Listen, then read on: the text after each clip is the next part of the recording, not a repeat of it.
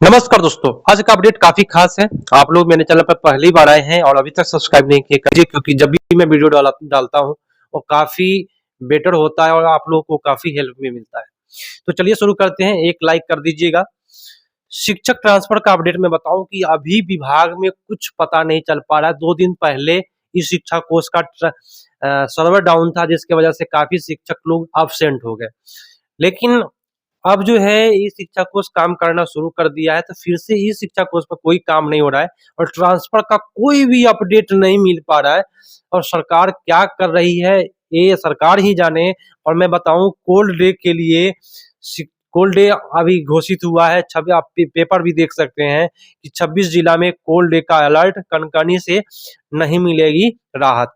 इसमें cold day में शिक्षकों को नहीं मिलने वाला है राहत, क्योंकि बिना बच्चे के स्कूल में शिक्षकों को बुलाया जा रहा है। सबसे ज्यादा अन्याय शिक्षकों के साथ हो रहा है, क्योंकि बिना बच्चे के किसी किसी स्कूल में 17-18 टीचर है, शिक्षकों को बुलाया जा रहा है। 17-18 टीचर बैठ करके आपस में बात करेंगे, रील देखेंगे, मोबाइल चलाएंगे और क्या करेंगे। अपार आईडी कितना का काम है। अपार आईडी 2-3 आदमी मिल करके आराम से बना सकता है। अपार आईडी की काम कब होता है? जब बच्चे आते हैं, क्योंकि बहुत सारी त्रुटियां हैं आधार कार्ड में, तो बच्चों को भेज करके आधार कार्ड सुधारवाने का काम करवाया जाता है।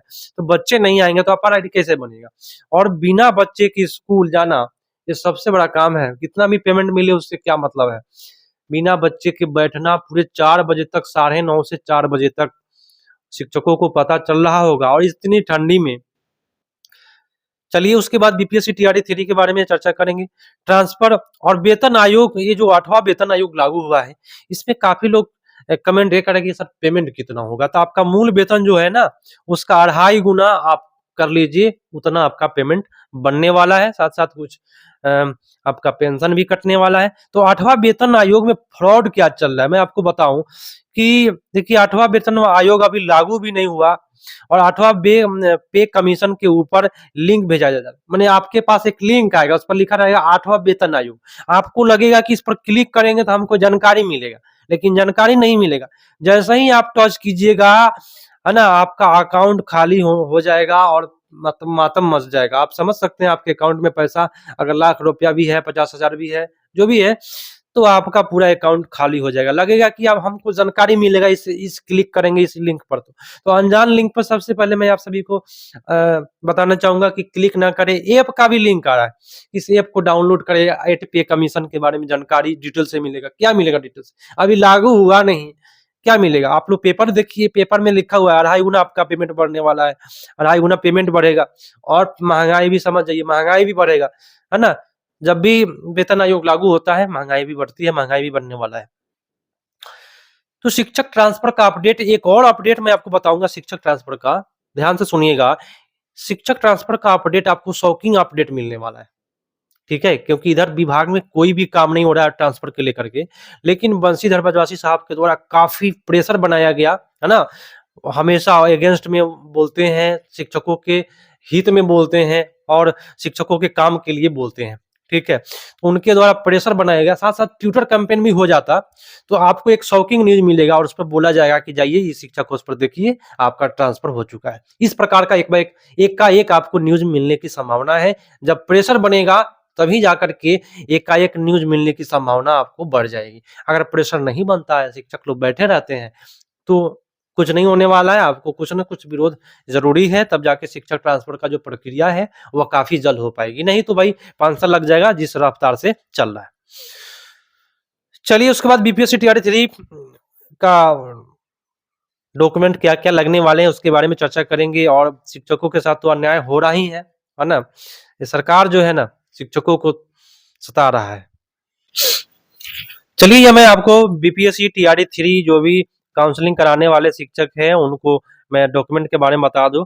10वीं का अंक प्रमाण पत्र और उनका मूल प्रमाण पत्र, 12वीं का भी अंक और मूल प्रमाण पत्र। अगर आप 6 to 8 है ना, तो आपको स्नातक का अंक प्रमाण पत्र लगेगा, है ना, और मूल प्रमाण पत्र लगेगा। स्नातक अगर आप 11-12 है तो आपका एमए का भी आपको अंक प्रमाण पत्र और मूल प्रमाण पत्र लगेगा। तो एक तो शैक्षणिक रहा। शैक्षणिक बोले तो जो भी आप किए हैं मैट्रिक, इंटर, बीए और एमए, इस सभी का अंक प्रमाण पत्र एवं मूल प्रमाण पत्र दोनों चाहिए। नहीं है तो आप प्रोविजनल दे सकते हैं। ठीक है, सुन लीजिए ध्यान से। डीएलएड का अंक प्रमाण पत्र एवं मूल प्रमाण पत्र, मूल नहीं है आपके पास तो आप प्रोविजनल दे सकते हैं।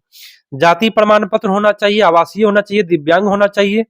ठीक है, उसके बाद आपको दिव्यांगता का सर्टिफिकेट अगर है, जो जिनको मैंने प्रॉब्लम है, दिव्यांग है, उनको तो भाई चाहिए ना। स्वतंत्रता सेनानी के जो भी बाल बच्चे हैं उनको अगर लाभ चाहिए तो स्वतंत्रता सेनानी का दीजिए, है ना। उसके अलावा भी आपको मूल आधार कार्ड मोबाइल नंबर से जो लिंक होगा उस पर आपका एक ओटीपी जाता है, वहां पे जाइएगा तो आपका मांगेगा मोबाइल नंबर और उस पर ओटीपी जाएगा। ओटीपी आप दीजिएगा तब आपका वेरीफाई हो जाएगा काउंसलिंग। नहीं मिलेगा ओटीपी तो आपका काउंसलिंग रद्द हो जाएगा, फिर से डाउटफुल हो जाएगा, आपको फिर से बुलाया जाएगा। 4 फोटो ले लीजिएगा पासपोर्ट साइज, वही फोटो लीजिएगा जो आप लोगों ने बीपीएससी में एडमिट कार्ड में दिया था, है ना। इस बात का ख्याल रखें, है ना। और सीटेट का अगर आप पहला से लेकर के 8 क्लास के शिक्षक है तो आपका सीटेट का लगेगा, और 9 से ऊपर रहेगा तो आपका स्टेट का अंक प्रमाण पत्र लगेगा, और उसका मूल प्रमाण पत्र भी लगता है। सीटेट का प्रमाण पत्र अगर नहीं है तो कोई बात नहीं है, आप घबराइए नहीं, आपका केवल मार्कशीट से काम चल जाएगा। स्टेट बैंक का पासबुक ले लीजिए या चेक ले लीजिए। चेक लीजिए तो आप उसको कैंसिल कर दीजिएगा, इस तरह से चेक नहीं दीजिएगा खाली, नहीं तो आपका अकाउंट भी खाली कर देगा, वहां पे जो भी रहता है वो सब खाली कर देगा। चलिए, पैन कार्ड आप ले लीजिएगा क्योंकि इसकी आवश्यकता पड़ी है पिछले बार भी। और बीपीएससी टीआरई 3 का जो एडमिट कार्ड आप लोगों ने है ना, उसका तो रखना ही है भाई। बीपीएससी 3 का आवेदन पत्र भी रखना है, जो आप लोगों ने आवेदन करते समय जो मिला था, है ना, उसको भी रख लीजिएगा। लेकिन मांगता नहीं है, मैं आपको बता देता हूँ, आवेदन मांगता नहीं है, तो आप इसको रख लीजिएगा। और एक और बात है कि आपको आपको जो है ना वाटर मार्क वाला ही ले जाना है। जितना भी आप लोगों ने एक और सूचना बता दूं कि आप लोगों ने जितना भी डॉक्यूमेंट अपलोड किया है वही डॉक्यूमेंट वहां पे देखा जाता है, उसका वाटर मार्क वाला डाउनलोड करना पड़ेगा। आइए बीपीएससी के साइट पर जाइएगा, डैशबोर्ड में से आप वहां पे आपको मिल जाएगा। लॉग इन जैसे ही कीजिएगा आपके साइट पर वहां पे रहेगा आपका डाउनलोड करने के लिए डॉक्यूमेंट। ठीक है, तो आपका ये डॉक्यूमेंट हो गया बीपीएससी टीआरई 3 का। तो आज का अपडेट यही है, बहुत सारा अपडेट था आज का। इसके अलावा आप लोग मेरे चैनल पर नए आए हैं, पहली बार आए हैं, अभी तक सब्सक्राइब नहीं किया तो सब्सक्राइब कीजिएगा और एक लाइक कीजिएगा। और आप लोग के लिए आवाज में हमेशा उठाता हूँ, शिक्षकों के साथ अन्याय हो रही है, ये शिक्षा विभाग इस पर थोड़ा सा ध्यान दीजिए, क्योंकि शिक्षक जब जागे, ऐसे जागे हुए ही आपको पता चलेगा, आपको नेक्स्ट वोटिंग में आपको पता चलेगा शिक्षक का बच्चों पर जिस प्रकार से आप अन्याय किया है ना सरकार, अगला वोटिंग में पता चलने वाला है इनको, है ना।